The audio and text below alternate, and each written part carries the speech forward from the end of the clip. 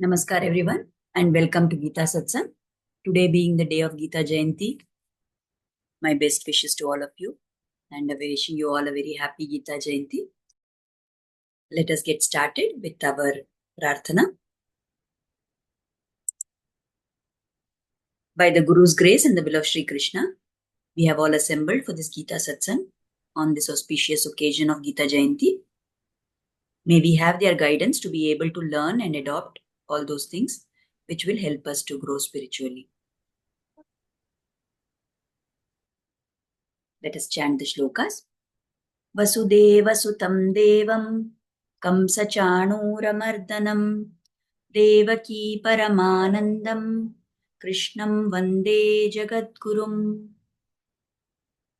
कृष्णाय वासुदेवाय हरये परमात्मने प्रणतः क्लेशनाशाय गोविन्दाय नमो नमः। नमोऽस्तु ते व्यासविशालबुद्धे पुल्लारविन्दायतपत्रनेत्र येन त्वया भारततैलपूर्णः प्रज्वालितो ज्ञानमयप्रदीपः. So today being Gita Jayanti, as I had mentioned, we will chant the 12th chapter of the Bhagavad Gita, which is Bhakti Yoga. We have a long time getting there to the explanation, but at least because it's a small chapter and it's a very unique thing in that it tells about what are all the qualities that a bhakta of the Lord should have. What qualities, when somebody has, then they are most beloved to the Lord. So we will recite this chapter. If everybody unmutes and starts reciting, I think it will become a little, it won't match exactly. So I hope you have the books with you and you will be looking into the shlokas, and I will say, and you can say along with me when you are on mute, wherever you are. I hope that's okay. So we will start now. अथ द्वादशोऽध्यायः भक्तियोगः। अर्जुन उवाच एवं सततयुक्ता ये भक्तास्त्वां पर्युपासते ये चाप्यक्षरमव्यक्तं तेषां के योगवित्तमाः। श्रीभगवानुवाच मय्यावेश्य मनो ये मां नित्ययुक्ता उपासते श्रद्धया परयोपेतास्ते मे युक्ततमा मताः। ये त्वक्षरमनिर्देश्यम् अव्यक्तं पर्युपासते सर्वत्र गमचिन्त्यं च कूटस्थमचलं ध्रुवं सन्नियम्येन्द्रियग्रामं सर्वत्र समबुद्धयः ते प्राप्नुवन्ति मामेव सर्वभूतहिते रताः। क्लेशोऽधिकतरस्तेषाम् अव्यक्तासक्तचेतसाम् अव्यक्ता हि गतिर्दुःखम् देहवद्भिरवाप्यते। ये तु सर्वाणि कर्माणि मयि सन्न्यस्य मत्पराः अनन्येनैव योगेन मां ध्यायन्त उपासते तेषामहं समुद्धर्ता मृत्युसंसारसागरात् भवामि न चिरात् पार्थ मय्यावेशितचेतसां मय्येव मन आधत्स्व मयि बुद्धिं निवेशय निवसिष्यसि मय्येव अथ ऊर्ध्वं न संशयः। अथ चित्तं समाधातुं न शक्नोषि मयि स्थिरम् अभ्यासयोगेन ततो मामिच्छाप्तुं धनञ्जय अभ्यासेऽप्यसमर्थोऽसि मत्कर्म परमो भव मदर्थमपि कर्माणि कुर्वन् सिद्धिमवाप्स्यसि अथैतदप्यशक्तोऽसि कर्तुं मद्योगमाश्रितः सर्वकर्मफलत्यागं ततः कुरु यतात्मवान् श्रेयो हि ज्ञानमभ्यासात् ज्ञानाध्यानं विशिष्यते ध्यानात् कर्मफलत्यागात् शान्तिरनन्तरम् अद्वेष्टा सर्वभूतानां मैत्रः करुण एव च निर्ममो निरहङ्कारः समदुःखः सुखक्षमी सन्तुष्टः सततं योगी यतात्मा दृढनिश्चयः मय्यर्पितमनो बुद्धिर्यो मद्भक्तः स मे प्रियः यस्मान्नो द्विजते लोको लोकान्नो द्विजते च यः हर्षामर्षभयोर्द्वेगैर्मुक्तो यः स च मे प्रियः अनपेक्षः शुचिर्दक्षम् उदासीनो गतव्यतः सर्वारम्भपरित्यागी यो मद्भक्तः स मे प्रियः यो न हृष्यति न द्वेष्टि न शोचति न काङ्क्षति शुभाशुभपरित्यागी भक्तिमान्यः स मे प्रियः समः शत्रौ च मित्रे च तथा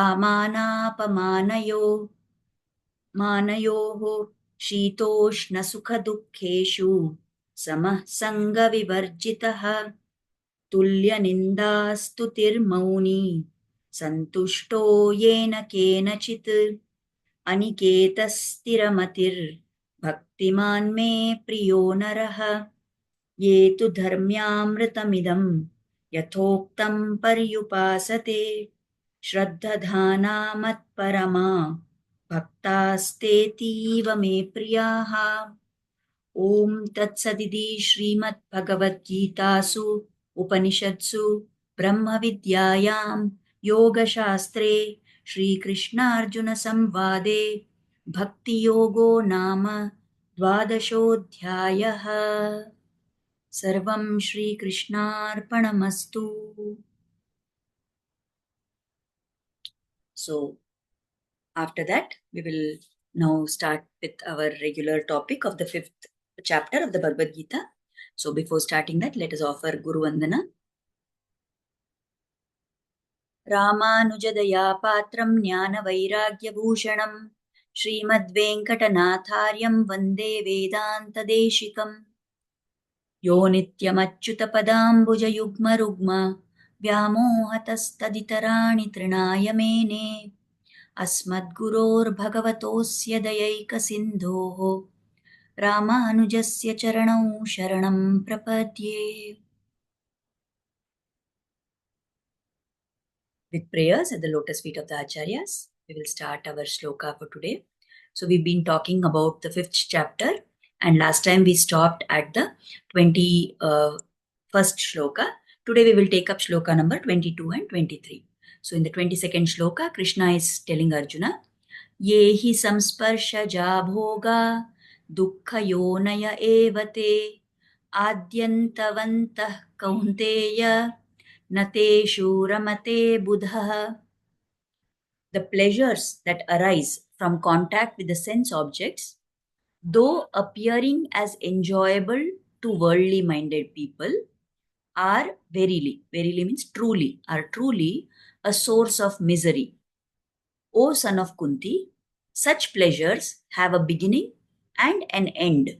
So the wise do not delight in them. So here Krishna is talking about how the experience of worldly pleasures is. So whenever in this world, we know we have the senses and there are objects in this world with which these senses come into contact. So when the senses come into contact with sense objects, then there is an experience of pleasure. And that pleasure is coming because the senses are in contact. There is sparsha between the senses, between the indriyas and the objects, the vishaya in this world. So whenever some sparsha, they come close to each other, they come into contact. When such contact happens, then we get pleasure. Like for example, eyes, when they look at some sight which gives joy to them, or the ears, they hear some music, it gives joy to them.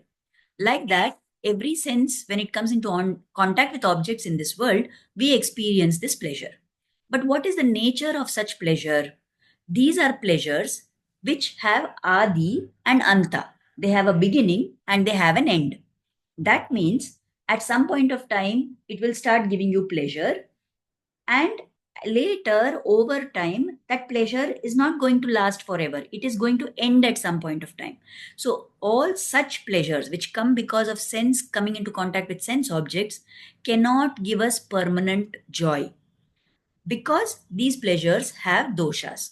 Now, what are these doshas? Swami Vedanta Deshikar, in his commentary of the Bhagavad Gita called Tatparya Chandrika, he has listed 5 doshas which apply to all these kind of materialistic pleasures which we run after in our life. So, what are those doshas that he's telling about here? So, he says there are 5 doshas: Arjava dosha, Rakshana dosha, Kshaya dosha, Bhoga dosha, Himsa dosha. So, what are these 5 things? Arjava dosha means that always we have to hanker and we have to struggle to acquire these kind of pleasures. Like, let us say, for example, I want to have a lot of money. I want to be a wealthy person. Then it is not as if money grows on trees. I will not simply by sitting quietly, I will not get lot of money, isn't it? To acquire wealth, I have to go through a lot of struggle. I have to work for many hours, or I have to spend more time working. I have to involve in activities which are going to give me more earning. So I have to spend a lot of time and energy, and I have to struggle to acquire that. So it will not come by itself. Second is Rakshana dosha. Now, suppose I have acquired. Now, after I have acquired some kind of pleasurable object, I have to struggle to maintain that pleasure. So, continuing the same example, once let us say that I have a good high paying job and I start earning a lot of money, or I'm doing business and I'm earning a lot of money. What happens next? I have to struggle. Whatever I'm earning, I'm not able to make sure that that will remain like that only, isn't it? Because although I'm earning, I am also having to spend. We say that cost of living has gone up, so I'm spending so much money to live. Then the government is going to impose taxes. The more you earn, the more taxes you have to pay. So there also there is a chance that some money of mine may get taken away. So if then we know people do so many things to try and save taxes. People do so many things to make sure their expenditure becomes less. So whatever we have acquired, we have to struggle to do rakshana of that. We have to protect that. We have to maintain that. So for that, we have to have so much struggle. That is another dosha. The third thing is kshaya dosha. How much pleasure I am getting because of that particular object that I have got will keep reducing with time when it comes from materialistic things. So let us say I have a lot of money today and I got myself a big house, I got a big vehicle, I got all possible comforts in my life, and I did all that. But over time, gradually, what will happen? The day when I first bought my new house and I entered it and I started living in it, I had a lot of joy. But after some time, what is going to happen? The amount of joy that I'm getting from that house is definitely going to reduce. And especially more so because something or the other will keep coming up, some problem will keep coming up. And because of that, the amount of pleasure, like I have a big house, but soon I will realize that maintaining that big house is very difficult. When I'm young, when I'm 30 years old, 40 years old, it is very nice. I have a big house, I have everything. I'm ready to do all the work required to maintain that house. But if I become 50, 60 years of age, then I start finding that cleaning up a small portion of the house itself is taking so much time and energy, and I'm tired. So how much pleasure I'm getting from that house is going to reduce with time. Fourthly, there is what is called as bhoga dosha. So the minute you have one pleasure, your greed is not satisfied. You want to have more of it. So I have so much money now. I want to earn more and more because my wants start becoming more and more.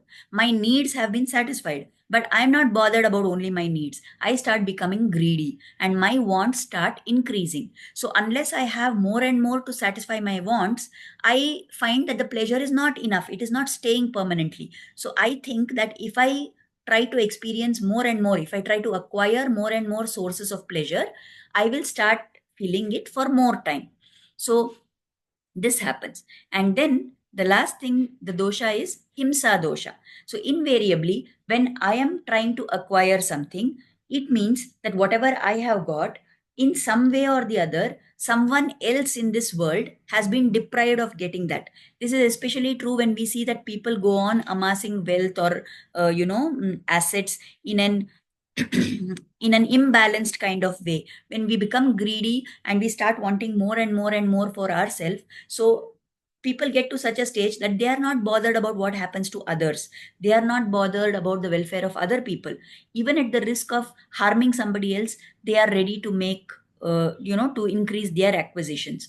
Or it is like, if I take more than what is my share in this world, then there is somebody who is deprived of that, right? So there is himsa dosha. So all these doshas apply to all pleasures that come from worldly matters. And therefore, the wise people, who are these wise people? They are the ones who realize the reality of worldly pleasures. So these people, understanding that this is not going to be permanent and that all these worldly pleasures have all these doshas, they realize that there is no point in running after these pleasures.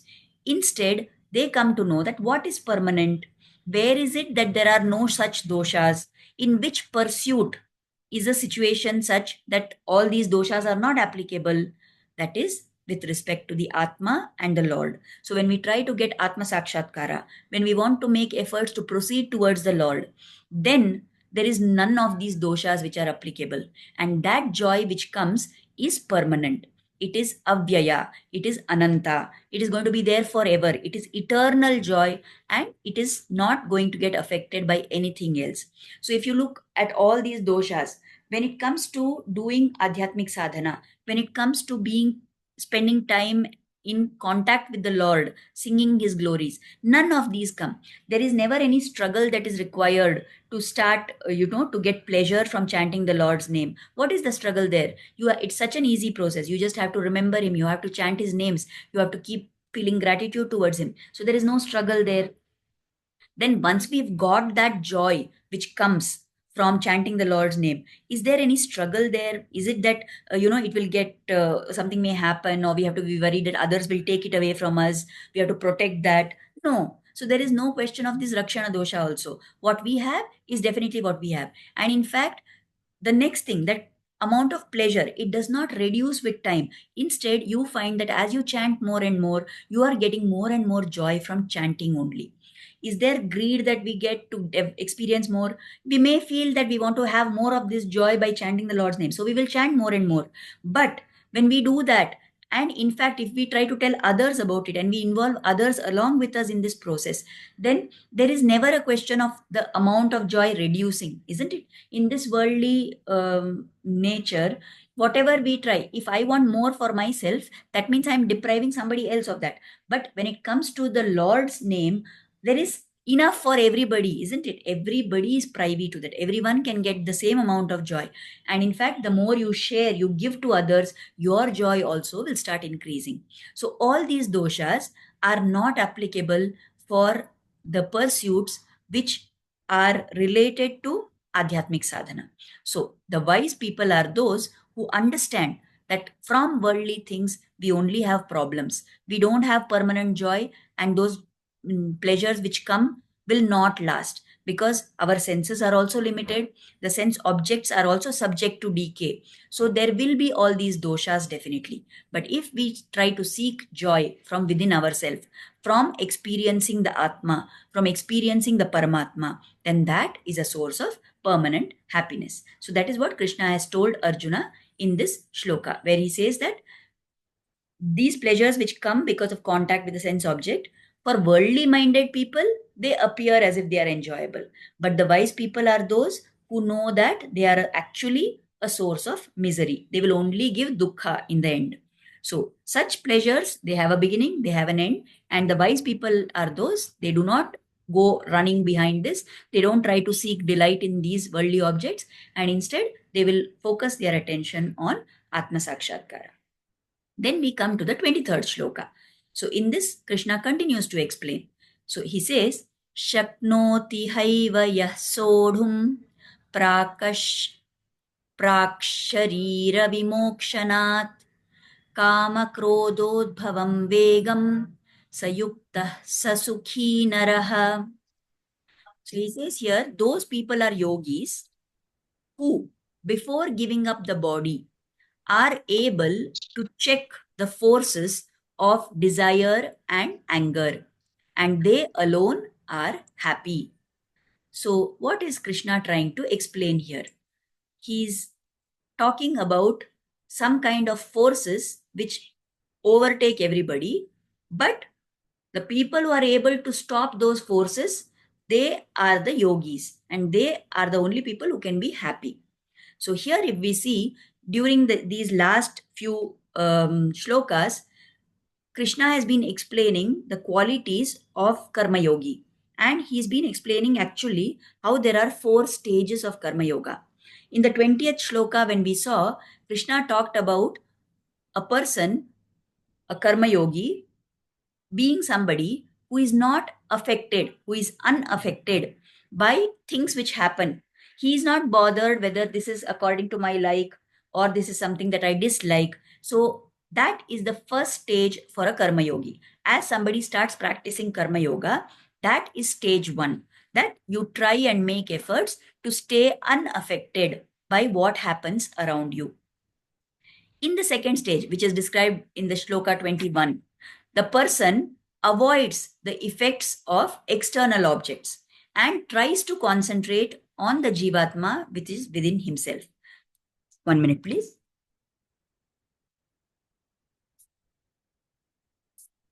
So, in the first stage, the person tried to stay unaffected by what is happening around him. As he's trying that, he goes to the next stage. In the next stage, what he does, he realizes that focusing on Jivatma is important, and he will try more and more to focus on the Jivatma and getting joy from within. And he will try to avoid the effects of all these external objects. Next, in this 22nd shloka that we saw today, that is the third stage where Krishna explains that the person comes to this stage where they realize that I am thinking certain things in this in this world are giving joy, but actually they are not giving joy. They are ultimately going to become a source for misery in this world. And once that realization becomes deep rooted in that person and they become more and more detached from the world, then slowly they will get to the fourth stage where they have completely conquered kama, krodha. And because of that, vegam goes away, that recklessness, that force which seems to be pushing us throughout our life, that force can be conquered, it can be won over. And if there is somebody who can achieve this before he gives up this body, then such a person is said to have reached Atma Sakshatkara, and such a person only gets moksha. So these are very clearly the four stages through which a karma yogi moves. So we need to evaluate for ourselves, where are we right now? We are probably not even at first stage because we still get affected by things happening around us. So let us remember this staircase, these stages which Krishna has explained. So let us see where we are. And of course, there may be some of us who are at higher stages. So let us see where we are, evaluate for ourselves, and keep this thing in mind so that we know where we are right now and where we have to go to next. Now, here, this word vegam, which appears in this shloka, right? So, here, when he says kama krodod bhavam vegam, so this vega, this force is coming, it is udbhava, it is coming from kama and krodha. So, what is that vegam? So, how Swami Vedanta Deshikar explains this word vegam, which the Lord has used? He says that when we have a desire for something which is actually undesirable, we should not be desiring that, but we have a desire for that. What happens? Constantly, our mind keeps thinking about it. It starts thinking and then it becomes obsessed with that thought. So that creates that force. That is what is that recklessness, that I'm not bothered what happens, but I want this at any cost.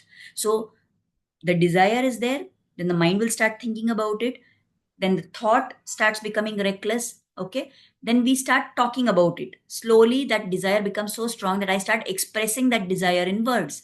And when I start talking about it, because this thought is reckless, that speech also become reckless. That leads to the next stage. Once you've started talking about it, now you feel even more motivated that yes, I have to acquire this, I want to get this thing which I desire. So then you start making efforts to accomplish that. And because that desire is something which is such a strong motivation for us, it makes our actions also reckless. So, like for example, if you think back to the story of Ajamila, what happened to Ajamila? He was a pious Brahmana. He saw a very wrong thing happening in the forest. He saw a prostitute having a physical relationship with another man. And seeing that, the desire started in his mind. Then he went back home, but his mind was constantly thinking of it. So his mind became reckless. Then he started telling himself that I also want to experience that pleasure. And then he took efforts to accomplish that, all of which was wrong, right? So it started with that desire. So like this vagam, this recklessness, this force is something which starts because of our desires. Similarly, now this was what we said about kama. Now please note, kama is not just like lustful desire.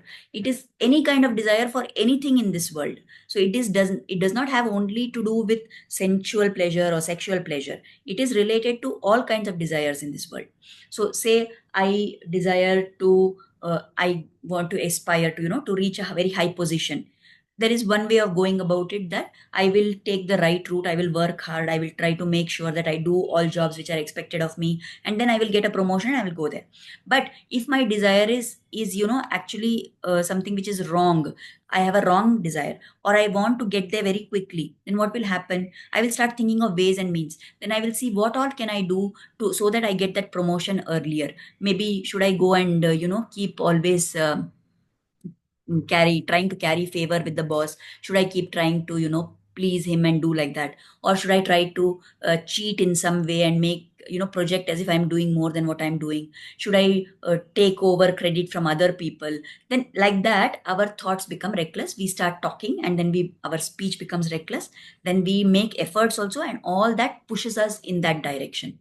Similarly, in the case of anger, right, we know that whenever we have desires, and if those desires are fulfilled, it is one thing. But when those desires are frustrated, then it leads to krodha, it leads to anger. So then when our anger starts becoming more, what happens? Our mind is always caught up with that anger. Then our thoughts become forceful like that. We get angry in our thought. Then we start talking angrily to people.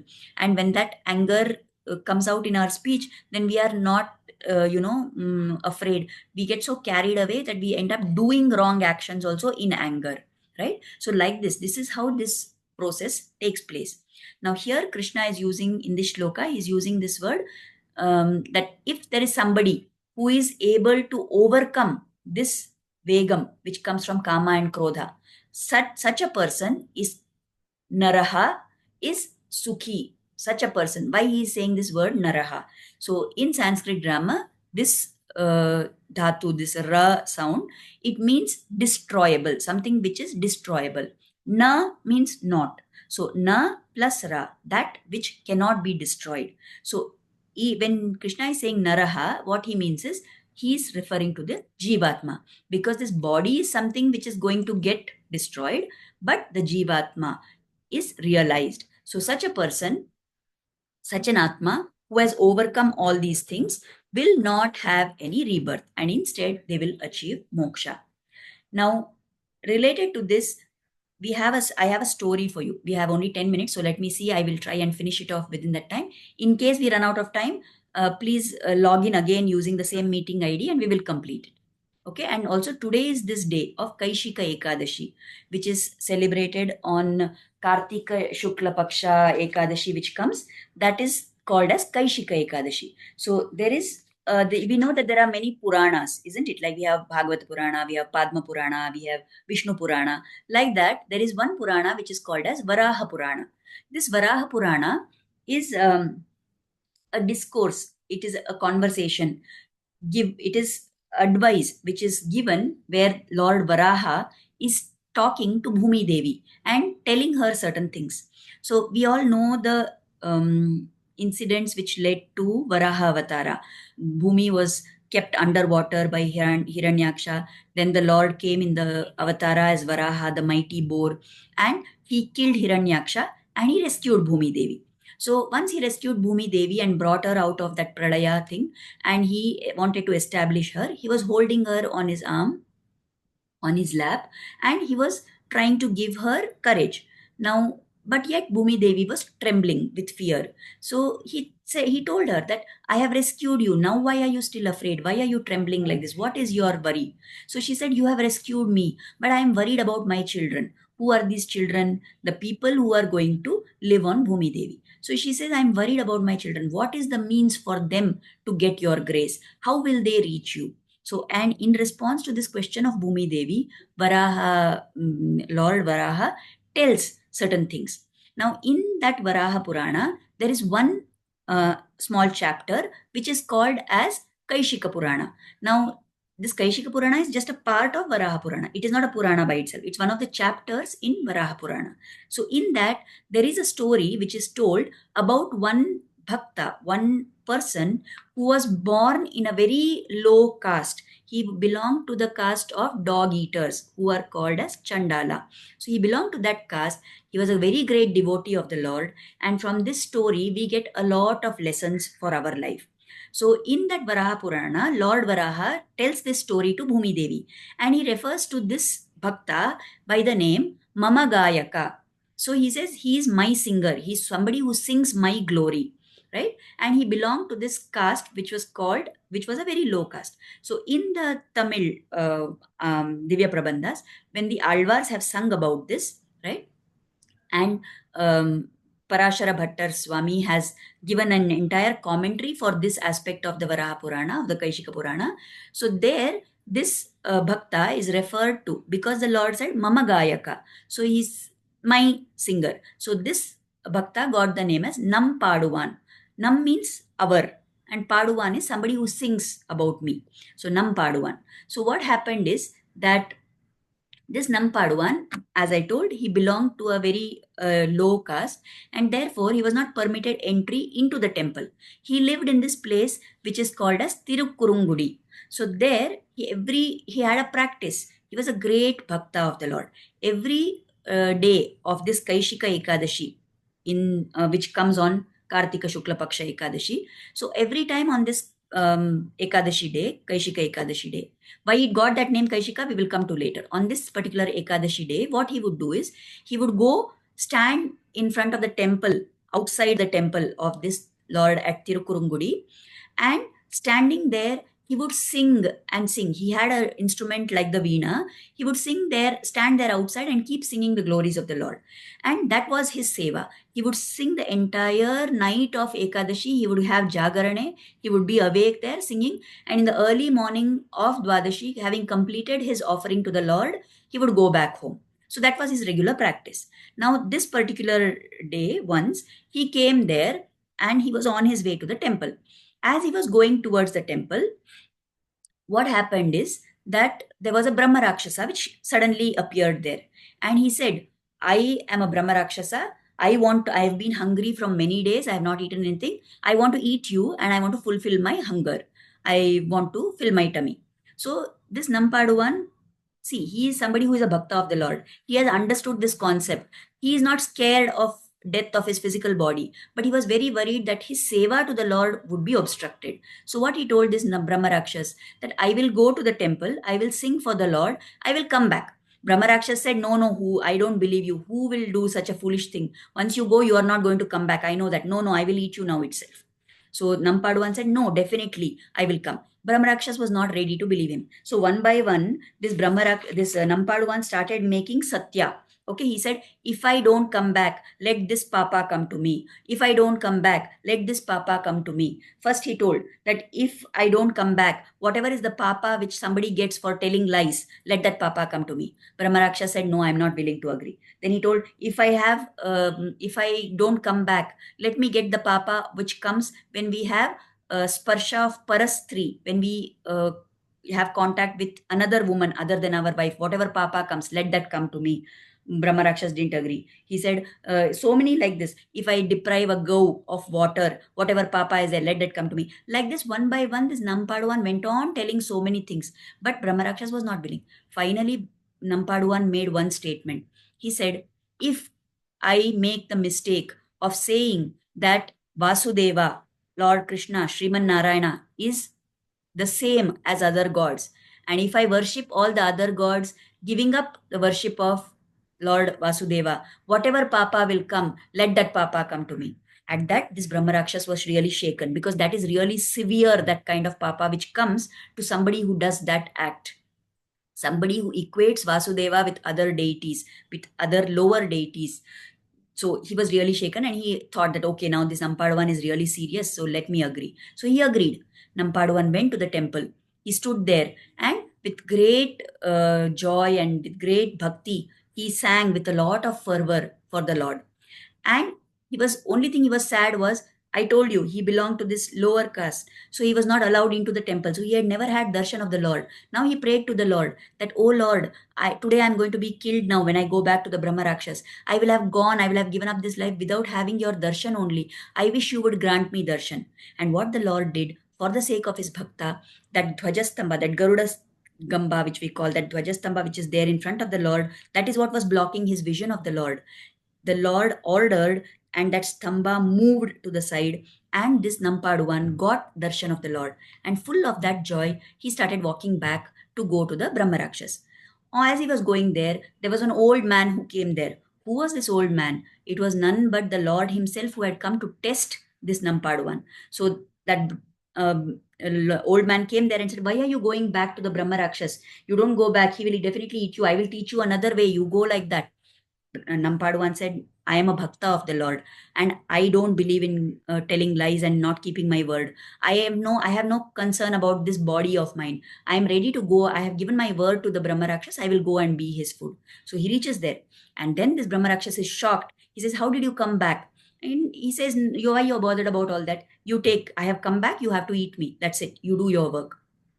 So the Brahmaraksha said, realize that, oh, you are really a great soul. And then he started begging him. He fell at his feet and said, please, actually, more than the food, I want mukti. I have become Brahmarakshas like this because I started some yajna procedure in my past janma and I was not able to complete it properly. I did wrong things in that yajna and therefore I got this body as a Brahmarakshas. You please give me the punya which you have got by singing for the Lord, and with that punya, I will attain mukti from this Brahmarakshas Janma. And I want to go further in my journey. So then Nampaduvan said, how can I give you any phala of my singing? Because I never sang for the Lord with any desire for a phala. I don't have anything to give you.